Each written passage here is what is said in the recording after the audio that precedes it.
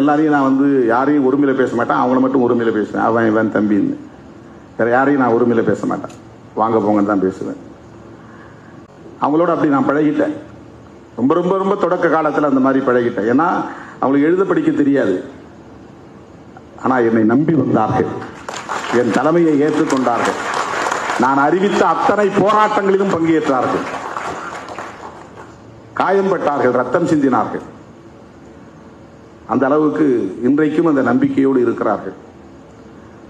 அருமை தோழர்களே, தம்பி வன்னியரசு அவர்கள் சிவராஜசேகர் சொன்னதை போல ஒரு கருத்தை அண்மையிலே பதிவு செய்தார் காங்கிரஸை பற்றி. அது ராஜசேகருக்கு தெரியாது, வேறு யாருக்கும் தெரியாது. வன்னியரசு வரை சொல்லி அறையிலே உட்கார்ந்து கண்டித்தேன். உன்ற நாளுக்கு நாள் மெச்சூரிட்டி வரணும். நீ